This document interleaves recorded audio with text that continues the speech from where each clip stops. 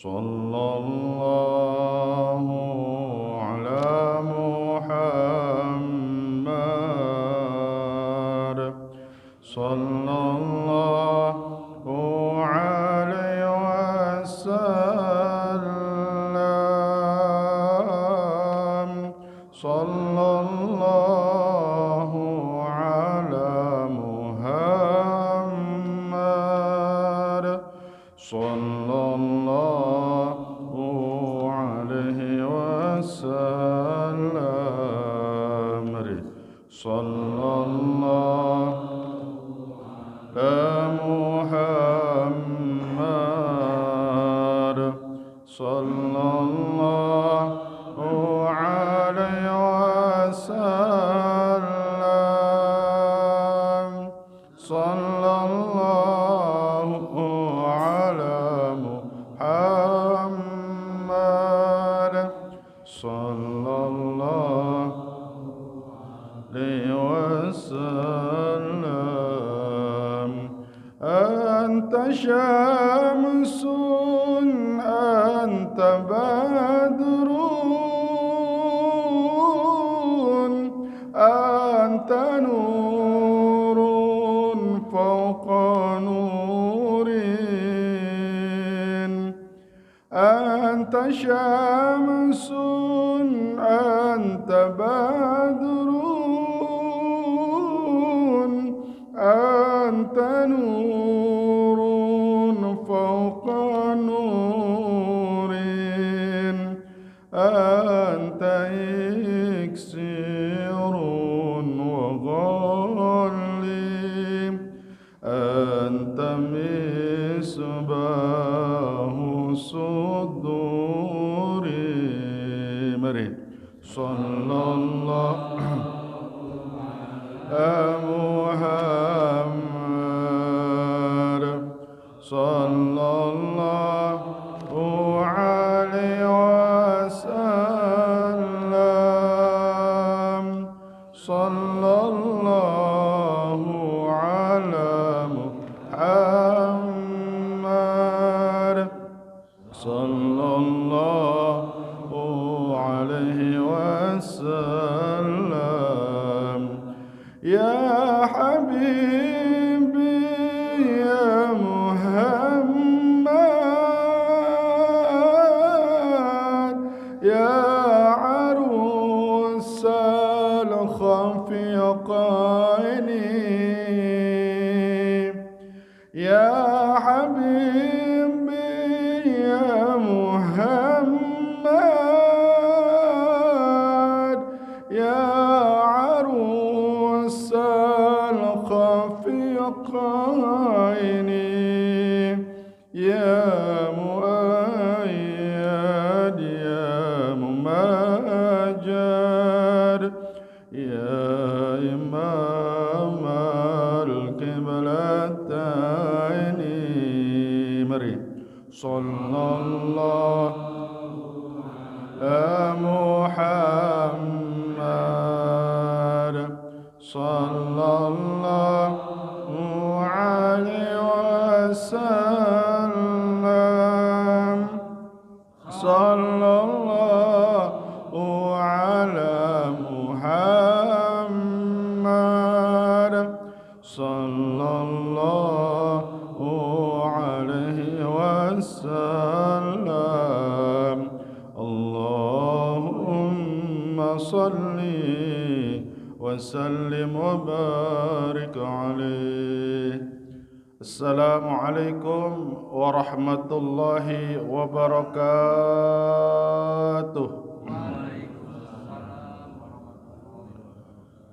Innal hamdalillah salatan wassalaman li Rasulillah Muhammad bin Abdillah wa ala alihi wa sahbihi wa mawalah wa man tabi'ahu bi ihsanin ila yaumil qiyamah amma ba'du. Asyhadu an la ilaha illallah wahdahu la syarika lah wa asyhadu anna sayyidana Muhammadan abduhu wa rasuluh. Allahumma fasalli ala sayyidina Muhammadin وعلى آله وصحبه وسلم. أما بعد. Hadratil kiram, bapak-bapak jamaah pengajian Masjid Al-Amin, mata'annallahu fi tuli hayati, juga kepada ketua DKM beserta jajarannya yang mudah-mudahan senantiasa ada dalam lindungan Allah Subhanahu wa taala.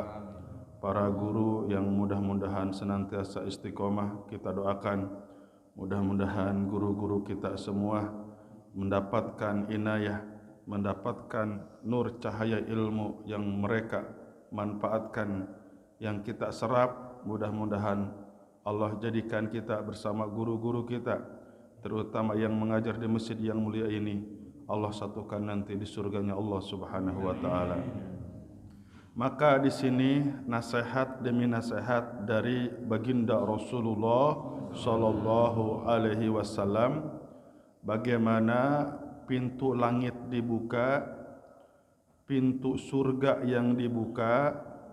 Poin yang ketiga, bagaimana kenapa ada doa-doa hamba-hamba Allah Subhanahu wa taala yang memang pasti dikabul, dan yang hadis selanjutnya, Allah akan tanggung, Allah akan jamin orang-orang yang jihad di jalan agama Allah Subhanahu wa taala.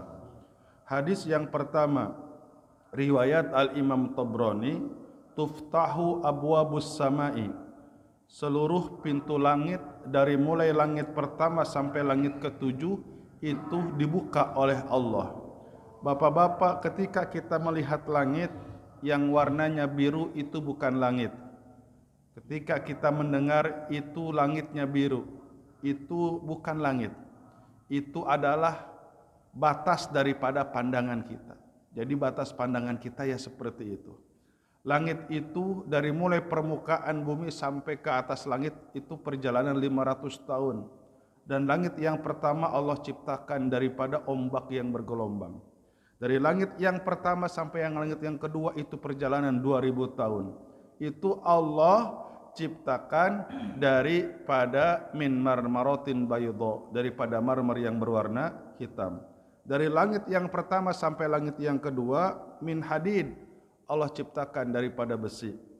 Langit yang kedua sampai langit yang ketiga Allah ciptakan min nuhasin, daripada tembaga. Langit yang ketiga sampai keempat min fiddatin, daripada perak. Langit yang kelima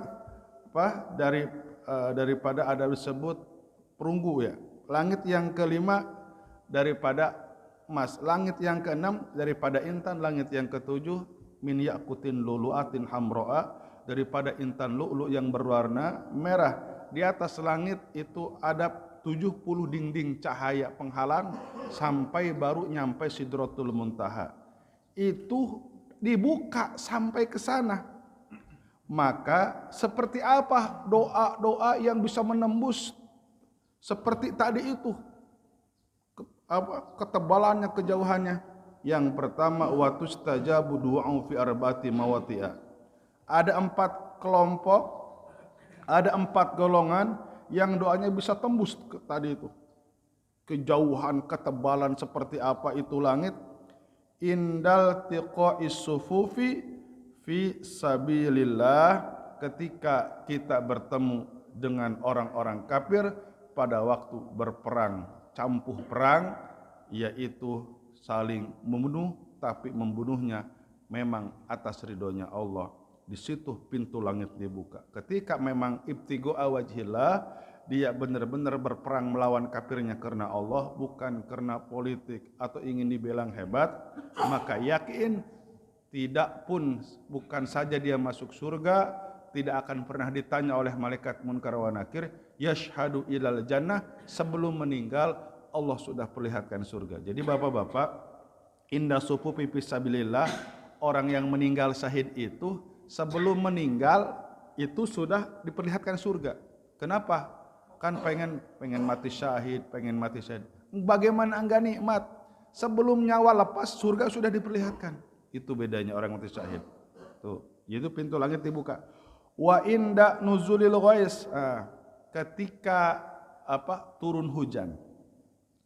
Hujan itu kalau menurut ilmu sains itu apa, ada awan yang dibekukan seperti batu es dalam awan, ditembak. Yang nembak siapa coba? Hakikatnya Allah melalui malaikat rodu, yusabbihu rodu bihamdi rabbi, bihamdi. Ketika malaikat rodu membaca tasbih, itu keluar halilintar, maka halilintar itu menembak ke awan, maka turunlah hujan. Di situ seketika dari mulai tetesan pertama, dari mulai itu semua pintu langit dibuka. Maka jangan sekali-kali buang kesempatan, angkat kedua tangan kita berdoa. Yang ketiga, wa inda iqamatis shalah, dan ketika azan dikumandangkan mau melaksanakan salat. Allahu akbar, Allahu akbar, itu pintu langit dibuka. Bahkan yafiruna syaitan, setan terbirit-birit sampai 5 kilo.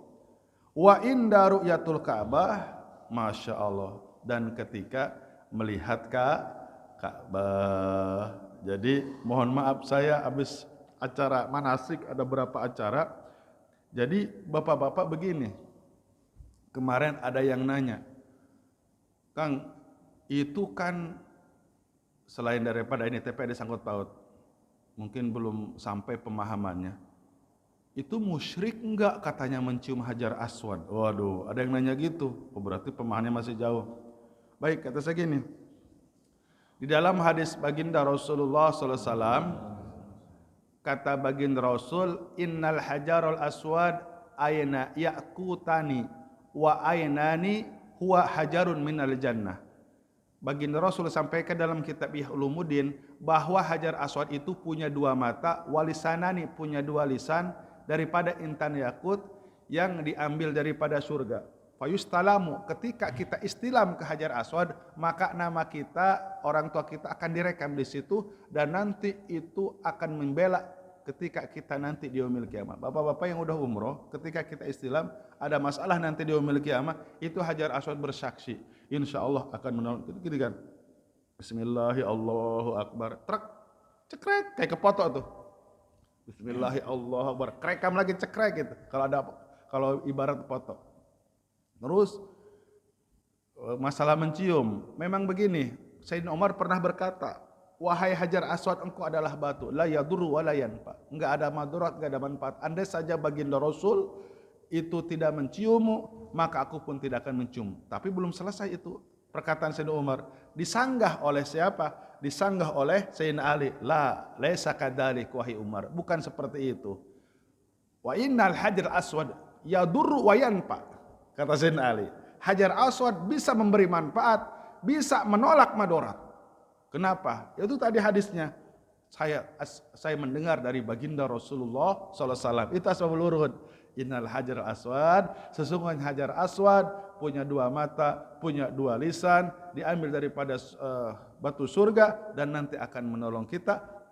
5 yastalimu, kepada orang yang istilam. Berarti ada manfaatnya, akan membela kita. Itu belum selesai perkataan Sayyidina Umar. Ternyata dalam kitab itu ada kelanjutannya. Baik. Nah, melihat Ka'bah 40 kebaikan. Salatnya itu salah 1 rakaat sama dengan mendapat pahala 100.000 salat. Masya Allah. Tapi ada orang awam, jangan dianggap enteng itu salat. Pulang haji, pulang umroh, kamu kok enggak salat, stok saya masih banyak. Itu kurang ajar orang ya, dianggap bercanda. Stok saya masih banyak. Saya di sana 40 hari, kata ada teman, aduh istighfar kata saya. Suruh istighfar aja. Karena 1 kalinya itu 100.000. Ya Allah. Aduh ampun, susah ngomongnya. Nah, jadi sayang, walaupun kita di pelataran Masjidil Haram tetap mendapatkan 100.000 pahala sholat. Ngelihatnya, tawafnya aja, semua serba pahala. Mandangnya, kita mandang aja. Allahu Akbar. Saya lagi itu mandang Ka'bah ya, tahun 2017 tuh. Mandang Ka'bah. Ada orang perempuan, kayaknya orang Uzbekistan, 5 orang perempuan. Saya nggak ngerti bahasanya ya. Kirain mau ngajakin kenalan. Ternyata nyuruh dia foto, saya foto dia. Bisa foto saya gas, udah pede aja. Saya jadi tukang foto, Pak. Cekrek, ya Allah ya Karim. Itu mandang Ka'bah 40 kebaikan. Mudah-mudahan yang sudah umroh bisa berangkat umroh, yang belum umroh bisa berangkat umroh. Dan di Ka'bah itu sekalian, Di situ ada palang emas, pancuran emas. Nah, di mana pas bolongnya itu ada satu titik langit itu memang dibuka sampai hari kiamat. Itu antara pintu Ka'bah dan pancuran emas itu memang terus satu benang lurus sampai Sidratul Muntaha sampai aras itu bolong. Jadi kalau ada orang yang di pancuran emas tuh ya, nah insya Allah itu doanya tembus anak tempat mustajab. Banyak yang nempel kan memang semuanya tempat mustajab. Maqam Ibrahim mustajab, pas Hajar Aswad mustajab, semua sudah tanah haram mustajab, Rukun Yamani mustajab, terus pintu Ka'bah mustajab, Sadarwan. Tapi ada yang paling yang bolongan langit itu ada namanya di antara pintu Ka'bah dan pancuran emas. Baik. Yang selanjutnya yang dibuka lagi apa? Hadis riwayat Imam Tirmidzi, tuftahu abwabul jannah. Nah, surga itu dibuka, ditutup. Tapi seminggu 2 kali dibuka. Surga itu bapak-bapak dibukanya seminggu 2 kali. Hari apa? Yaumal Isnain wa yaumal Khamis. Sore hari Senin menjelang malam Selasa, Kamis sore menjelang malam Jumat. Itu seluruh pintu surga dibuka. Maksudnya apa? Payugfaru fihima likulli abdin. Allah akan ampuni di kedua hari ini kepada siapa saja hambanya la yusyrik billahi syai'a, sama sekali yang tidak musyrik kepada Allah. Mohon maaf, ada orang gak pernah sholat tapi Jumat mah maksain sholat, ada gak? Banyak ya. Jadi kalau pengen ngelihat orang Islam di beberapa momen, pertama sholat Jumat, sholat Idul Fitri, sholat Idul Adha, sholat gerhana matahari. Banyak wajah-wajah baru tuh di sholat gerhana matahari, sholat gerhana bulan. Nah itu la ubali, tidak peduli. Contoh ini hak Allah ya, insya ghafara, ketika Allah akan mengampuni atau tidak akan menerima. Dan memang itu sudah pasti setiap malam Selasa dan malam Jumat itu orang-orang siapapun yang memohon ampunan pasti akan diampuni oleh Allah. Walaupun tidak seperti itu, contoh dia rutin melaksanakan kebaikan, itu otomatis sudah Allah janjikan akan diampuni segala dosa-dosanya. Makanya kenapa itu di ahli kubur itu ada tu'radul a'malu, akan disetorkan amalnya kepada Allah. Para penduduk kubur itu malam Selasa dan malam Jumat. Makanya bagusnya ziarah itu seminggu 2 kali kalau dekat, malam Selasa dan malam Jumat. Dari mulai sore menjelang maghrib ya, Senin sampai malam Jumat, Jumat terakhir menjelang maghrib hari Jumat. Itu afdolnya memang ziarah itu, guru-guru menyatakan malam Selasa dan malam Jumat. Karena disetor itu amalan para ahli kubur, disetor kepada Allah Subhanahu wa taala. Tapi ada orang-orang yang tidak akan diampuni, illa rajulun kanat bainahu wa baina akhihi syahna'u, kecuali kedua saudara syahna'u. Apa syahna'u? Yang saling bermusuhan, yang saling membenci. Bapak-bapak lihat fenomena hari ini, banyak orang yang senang damai atau senang ribut. Senang ribut. Terutama ibu-ibu ya. Itu cepat sumbu ributnya. Ternyata bapak-bapak jamaah yang dimuliakan, ada sahabat, ya Rasulullah inna fulanah, ada seorang wanita yang rajin sholatnya, puasanya rajin, faqad adal jar, tapi dia suka menyakiti tetangganya. Baginda Rasul hanya satu kalimat, huwa ahlul nar, dia termasuk penduduk neraka. Tapi si lelaki itu ngomong, ya Rasulullah, ada orang ini sholatnya biasa-biasa aja, dia sholat fardu nggak rajin tahajud, dia baca Qur'annya biasa-biasa aja, dia apalagi puasanya biasa-biasa aja, tapi dia berbuat baik sama tetangga. Baginda Rasul satu kata, huwal jannah, dia calon penduduk surga. Jadi ternyata lebih kedepankan humanis, hubungan hablum minanas, itu memang besar pahalanya bapak-bapak. Intinya jangan sekali-kali tumbuhkan rasa dendam di antara kita. Syahna ini kan bermusuhan yang bertahun-tahun. Fayuqalu ungduru hadaini hatta yastaliha. Lihatlah oleh kalian, kata Allah sampaikan, sampai keduanya saling berdamai. Hati-hati ya Allah. Ini gara-gara grup WhatsApp saling membenci. Saya suka lihat aja di grup Masjid Al-Amin, lihat gitu. Ketika dalam perjalanan di grup Masjid Al-Amin ada yang membuli para habaib, bahkan ada yang menghinakan para habaib, ada yang mengejek para kiai. Kadangkala itu ada salah satu guru saya itu yang kena bully, tapi alhamdulillah enggak sampai benci. Mendoakan ya Allah, mungkin dia enggak tahu, kita doakan. Jadi kan bapak-bapak jangan sekali-kali kita diambil semuanya framing, kadangkala itu fitnah. Yang berita buruk, berita baik, dalam kitab Nahwu itu mahtamala sidqa wal kitba. Berita itu kadang baik, kadang buruk. Baik, itu intinya dari kalangan kita. Mudah-mudahan Allah satukan hati kita. Amin. Ya Allah ya Rabbal Alamin. Yang selanjutnya, hadis yang ketiga tentang bagaimana tanda-tanda orang yang diijabah doa. Tapi sebelumnya satu hadis tapi panjang. Tafarragu min humumi dunya mastata'tum. Baginda Rasul, enggak apa-apa kalian totalitas mencari dunia. Tafarragu min humumi dunya. Kalian enggak apa-apa totalitas mencari dunia. Ya Allah, saya pengen punya rumah. Setelah pengen punya rumah, saya pengen punya tanah, punya kendaraan, punya kebun surga, kebun kurma, kebun anggur. Enggak apa-apa, totalitas cari habis-habisan, enggak apa-apa. Mastata'tum, tapi jangan ngambil jalan pintas. Mastata'tum, semampu kalian. Terus bagaimana? Fa innahu man kanati dunya akbaru hammihi absyallahu ta'ala. Andai saja terlalu besar keinginan mencari dunia, maksudnya terlalu keinginan, terlalu sibuk mencari dunia, maka di situ apa? Wa ja'ala faqrahu baina ainaihi. Allah akan jadikan di kedua matanya selalu fakir aja. Begini, ada dua orang, yang satu tabungannya sampai 2 miliar, yang satu kosong rekeningnya. Ini yang satu dulu, nanti yang rekeningnya kosong ada hadis lanjutannya. Tapi karena ini akbaru hamihi, terlalu angan-angannya, tetap kurang. Supaya lebih paham, saya pokoknya, nih contoh ada orang, saya pokoknya tahun 2025 gaji saya harus 25 juta. Tapi ternyata pas tahun 2025 itu gajinya 15 juta. Maka biasanya kalau orang sudah target seperti itu kurang syukurnya. Ya 15 juta nggak sampai target. Itu kalimat kurang bersyukur kepada Allah Subhanahu wa Ta'ala. Aduh, nggak target ini, rugi terus ini. Kamu kapan bikin minyaknya?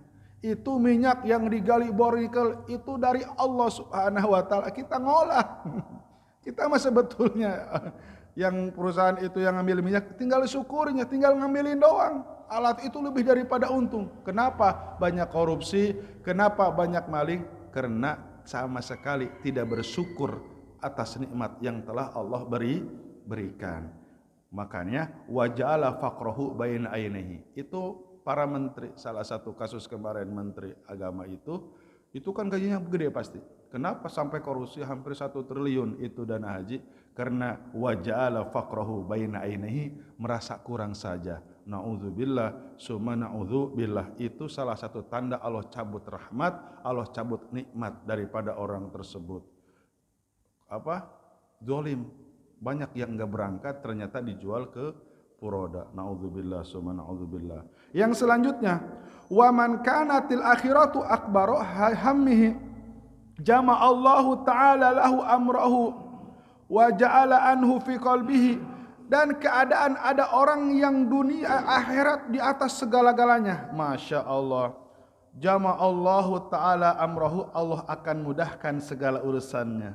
Masya Allah. Bapak-bapak suka lihat gak tukang beca? Dia tidur di beca, nikmat ya.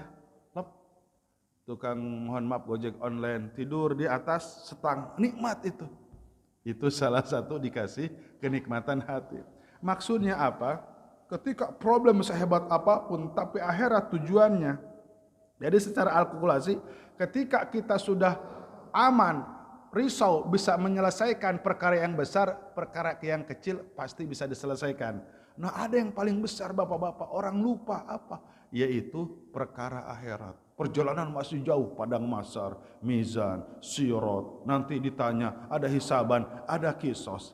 Nah jangan sampai kita terpancing oleh orang-orang mereka berkelumit dunia, nyalahin ini, gibah. Lupa introspeksi diri kita. Jadi hari ini memang banyak orang yang introspeksi orang lain daripada introspeksi kita. Awas. Ketika orang banyak introspeksi diri kita, insya Allah nanti pada hari kiamat Allah akan mudahkan dalam segala urusan. Intinya wa ja'ala ginahu fi qalbihi. Allah akan berikan kekayaan di dalam hatinya. Orang yang cinta dunia, mohon maaf begini bapak-bapak, orang pengen tahu cinta dunia sama yang gak cinta dunia. Kalau dia ngasih senang, itu cinta akhirat. Ngasih nih, kok saya jadi senang? Oh berarti orang ini cinta akhirat. Tapi kalau orang ini senang dikasih, masih cinta dunia. Itu aja sih sebetulnya. Mau ustad, mau banyak ilmu, tapi dikasih senang, itu mah berarti cinta dunia. Tapi kalau dikasih ya alhamdulillah, tapi ada ketika dia senangnya itu berapa persen, kok saya kalau ngasih senang ngasih, ada orang sering ngasih. Itu berarti wal akhiratu, akhirat yang dia utamakan. Yang selanjutnya, wa ma aqbala abdun biqalbihi ila Allah taala illa ja'allallahu qulubal mu'minin, dan tidaklah semata-mata seorang hamba yang hatinya menghadap kepada Allah sedang berdoa, kecuali Allah akan jadikan hati orang-orang yang beriman dan tanda-tanda orang-orang yang diterima doanya, tufidu ilaihi bil wudi warahmah, yang di dalam hatinya ada dedehan, yang di dalam hatinya ada kasih sayang. Kenapa banyak orang-orang yang ditolak doanya? Bahkan memang lebih lembutnya, ditangguhkan doanya, nggak dikabul-kabul, keras hatinya, merasa diri paling hebat, rajin sholatnya, kok nggak dikabul-kabul. Hati-hati bapak-bapak, jika seorang hamba semakin rajin, tapi dia semakin keras, semakin nganggap enteng sama orang lain, bentar-bentar kita dimasukin ke neraka, salah, maulid, bid'ah, salah, sesat, ziarah kubur, itu bahaya. Orang yang sering membidah-bidahkan itu banyak nabrak syariat Islam. Contoh, ketika ada orang memidahkan langsung kalimat musyrik, awas. Baginda Rasulullah SAW setiap subuh, hadis Aisyah, itu ziarah ke makam Baqi' Gharqad. Ketika ada orang yang membaca maulid, berarti orang ini berurusan dengan ulama-ulama, dengan wali-wali, karena pada masa itu di Baghdad ada namanya Gubernur Malik Al-Muzaffar, mengumpulkan ribuan para ulama, membikin kitab maulid Nabi, membikin kitab Syarafil Anam, membikin kitab Simtud Durrah, dibacakan sampai diberikan ribuan dinar, sampai menyembelih 1000 kambing, 1000 ayam adu jajah untuk menghormati alim ulama. Jika ada yang orang mengharamkan maulid, berarti urusannya nanti di akhirat dengan Gubernur Al-Muzaffar, urusannya dengan Salahuddin Al-Ayyubi. Bahaya bapak-bapak itu. Tapi hafal Quran, tapi rajin, itu hati-hati. Nanti di akhirat ada orang-orang yang masuk ke dalam neraka, kok ini dulu sering tampil. Ya itu, mereka orang-orang yang tidak terasa imannya lepas dari dadanya, seperti lepasnya itu anak panah daripada busurnya. Imannya hanya sampai tenggorokan saja, Al-Qur'annya hanya sampai tenggorokan saja. Naudzubillah. Kenapa dia semakin keras? Bil wudi warahmah, enggak ada dedeh. Permadi itu pernah silaturahmi ke rumah Habib Rizik di Petamburan dulu, tahun 90 berapa aja, ketika beliau diwawancara. Silaturahmi pas datang azan zuhur. Kata Habib Rizik, Bapak kan gak sholat, saya sholat duluan ya, nanti Bapak di kamar saya aja. Dimasukin ke kamar Habib Rizik. Nanti makanannya, coba gak enak kan nanti banyak orang gitu. Kok ini tamunya gak sholat tuh Habib Rizik secara keseharian. Masuklah ke dalam kamar. Udah masuk ke dalam kamar, disuguhin makanan minuman. Subhanallah. Wudda warahmah. Enggak gini, dasar kamu gak punya agama, dasar kamu kejawen. Enggak. Bapak kan ke sholat, saya sholat dulu, nanti Bapak ke kamar saya, nanti ada santri yang nyuguhin makanan. Ditemenin sama santri. Itu santri sholat nanti kloter kedua. Udah birohmah. Jangan lihat notasi suaranya, tapi udah birohmah. Lihat hatinya dan kesehariannya. Subhanallah. Baginda Rasulullah Shallallahu Alaihi Wasallam itu bapak-bapak ketika mendengar Raja Najasyi meninggal dunia nangis baginda Rasul. Karena Raja Najasyi itu salah satu raja yang menerima surat dari ajakan Islam dari baginda Rasulullah Sallallahu Alaihi Wasallam, namanya Ashamah. Ashamah itu ketika menerima surat dari baginda Rasul langsung dicium surat baginda Rasul dan menutup matanya, nangis. Jadi Raja Ashamah itu nangisnya ketika surat baginda Rasul sudah digini, nangis. Yang membawa suratnya Ja'far bin Abi Thalib, paman baginda Rasul, nangis dan langsung mengucapkan 2 kalimat syahadat. Bahasa indahnya baginda Rasul, wahai Raja Najran, masuklah, bacalah 2 kalimat syahadat. Nih, salah satu surat baginda Rasul kepada para pendeta yang di Roma. Wahai para rahib, wahai para pendeta, ucapkanlah 2 kalimat syahadat dengan tidak meninggalkan kerahibanmu. Ada surat dalam ayat itu sahabat. Dengan tidak meninggalkan kerahibanmu. Itu bijaksana gak bahasa baginda Rasul? Saya ada baca suratnya ini. Baca 2 kalimat syahadat, tapi tetap kamu di gereja. Gak apa-apa kata baginda Rasul. Dengan tidak meninggalkan kerahibanmu, dengan tidak meninggalkan kependetaanmu, kamu baca 2 kalimat syahadat. Tetap kamu jadi pendeta, tetap kamu jadi rahib, bahkan kamu rubah, yang dirubah keyakinan aja. Ketika kamu jadi pendeta, karena kan Bani Israel yang disuratin. Jadi ulama Nasrani, ulama Yahudi ya disebut kalau itu rahib Yahudi, kalau Nasrani pendeta.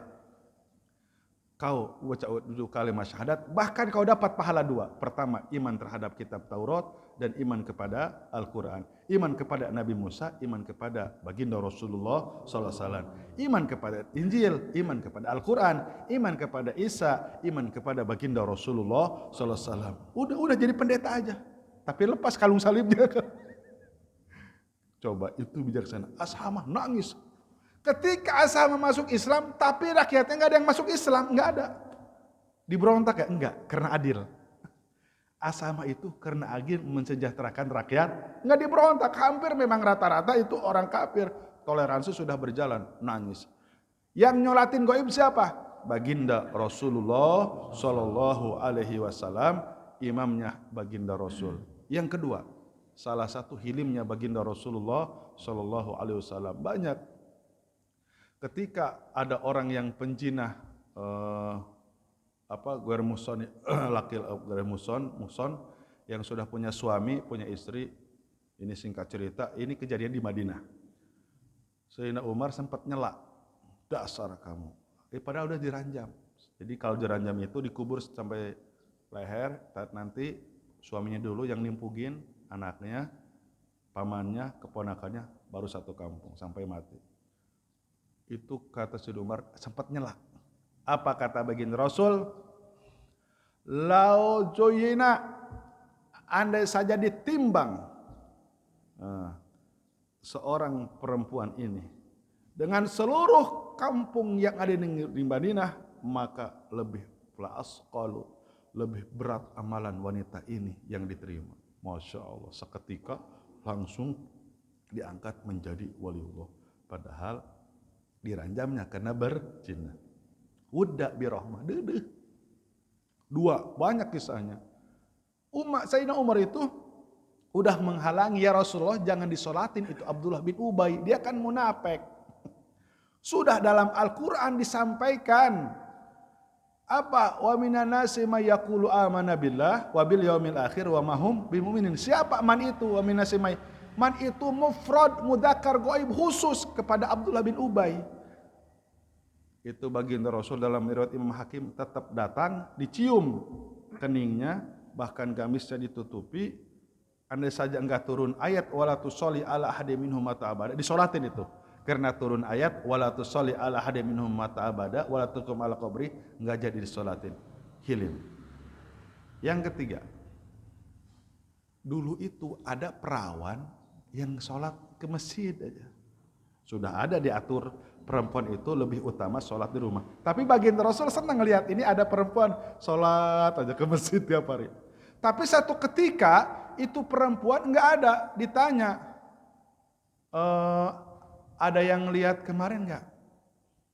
Nggak tahu ya Rasul. Yang mana? Itu yang perempuan asyabatah, perempuan perawan suka sholat di masjid kita. Oh sudah meninggal ya Rasulullah. Kata baginda Rasul, qad syahala amruha. Begini kalimatnya, kau sudah menyangka ini adalah perkara kecil. Ini adalah perkara besar. Apa maksudnya? Di mana makamnya? Akhirnya langsung baginda Rasul mensolati di atas pusara. Oh ternyata baru nggak sampai terbenam matahari, baru setengah hari meninggal, langsung menyolati di atas pusara, sholat jenazah, dan langsung berkata, wahai kalian pengen tahu, inna hadhil kubru dulumatul qabri, yang ada di dalam kubur itu sedang mendapat kegelapan, sedang mendapat kesempitan, maka wa yunawwirullahu li hadzal qabri, maka lisababi doai Allah, setelah aku berdoa Allah berikan cahaya di alam kubur ini. Ini membuktikan bahwa jelas ketika kita berdoa di atas kuburan untuk ahli kubur itu nyampe ke ahli kubur. Salah satunya tadi itu sifat hilim, itu sifat dedehnya baginda Rasulullah Shallallahu Alaihi Wasallam banyak.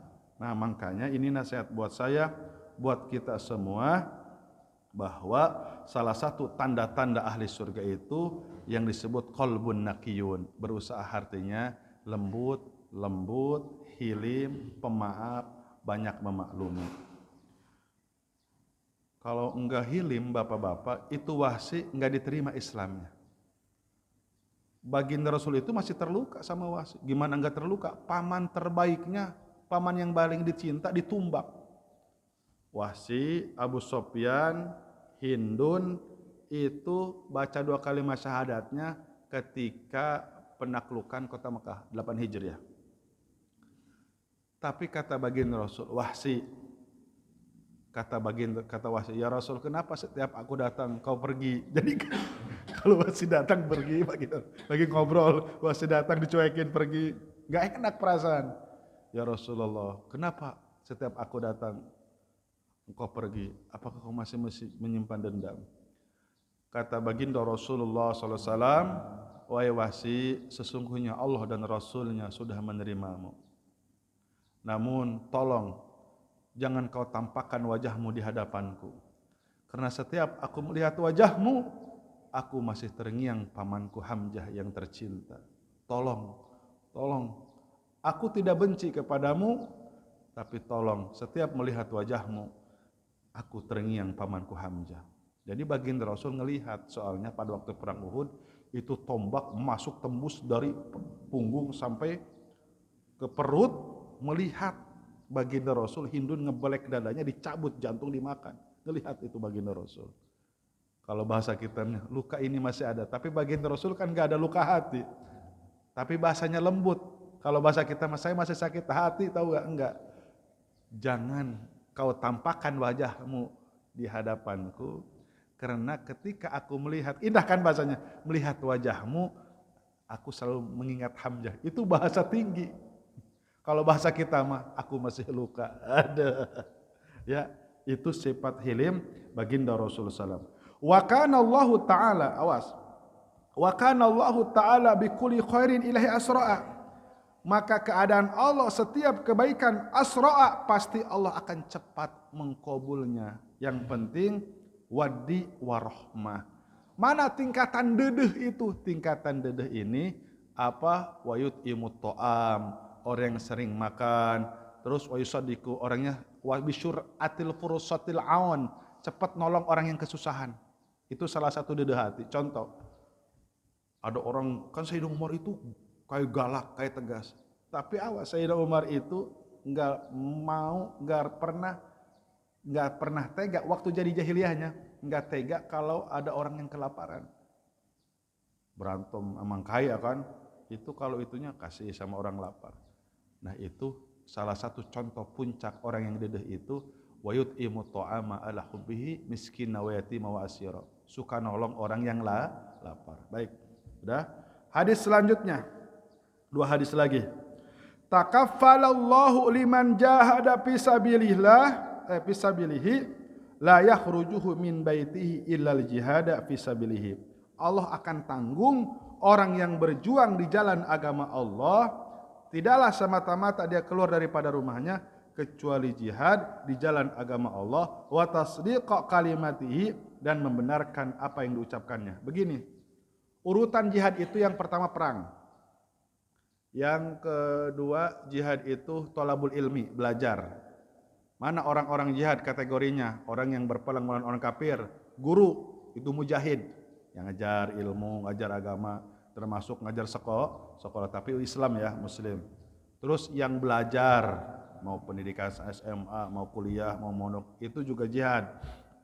Terus apalagi jihad? Jihadun nafsi, seperti kita bisa mencegah daripada hawa nafsu. Sholat 5 waktu itu juga jihad. Ada yang sama kedudukannya dengan jihad berperang apa? Man kharaja fi talabil ilmi fahuwa fisabilillah, yaitu talabul ilmi, termasuk bapak-bapak tadi belajar dari melangkahkan dari rumah ke sini, datang ke sini, sholat berjamaah, terus ikut pengajian, insya Allah menjelang Isra, itu termasuk daripada jihad. Takafalallah, pasti ditanggung oleh Allah. Pasti dijamin oleh Allah. Bapak-bapak mohon maaf, di sini ada berapa ratus kakak. Kalau mereka dibukakan oleh Allah di seluruh bumi, di sini daerah GPRI aja atau RW 13, itu kita pasti tiap hari maulidan. Seperti maulidan penuh. Kalau dibukakan bagaimana pahalanya ngaji, pahalanya sholat berjamaah, dibukakan di muka siapa? Pahalanya orang yang berzikir, ini orang pasti tidak akan pernah berhenti, 5 waktu datang akan menyibukkan zikir, akan menyibukkan ngaji. Karena di akhirat itu ada 3 penyesalan. 1, pengen sholat lagi. Yang kedua, pengen menghabiskan harta. Yang ketiga, kenapa dari dulu saya nggak belajar ilmu agama. 3 aja udah. Kalau di alam kubur 2, sedekah sama pengen sujud sholat lagi. Nah, terus bi ayu dikhilal jannah au yarji'uhu li maskanihi, pulang ke rumah alladzi kharaja minhu ma'amala min ajrin au ghanimatin. Bagi orang yang berperang melawan orang kafir 2 pilihan. Ajrin mati syahid, ghanimatin dapat harta ghanimah, 2 aja. Jadi kalau kita perang nih enaknya kalau menang. Kalau secara nafsu, kalau secara ini. Nanti kalau lawan orang Persia, orang Roma, nanti boleh dijadiin tawanan tuh. Jadiin istri, kan cantik-cantik. Ghanimah itu ghanimah enggak kecil. Bisa langsung kaya. Au ajrin, atau kita mati syahid. Bapak-bapak, syahid itu kan ada beberapa macam. Ketika bapak-bapak lagi ngaji nih, ajrin si syahid maksudnya. Ajrin di sini mati syahid. Meninggal mata syahidan. Lagi ngaji, mata syahidan. Allahu Akbar. Lagi sholat, meninggal, itu mati syahid. Jadi tidak selalu dia mengucapkan, ya pengennya tingkat tinggi, asyhadu an la ilaha illallah wa asyhadu anna muhammadar rasulullah, meninggal. Ada yang lagi mutolaah tuh, guru saya, lagi mutolaah kitab di Muncang. Almarhum al-maghfur sama Abu Ya Kiai Soleh. Lagi mutolaah lagi gini, kitab Fathul Muin. Meninggal, enak amat tuh ya, nggak ada proses. Lagi begini aja, aja meninggal. Allahu Akbar.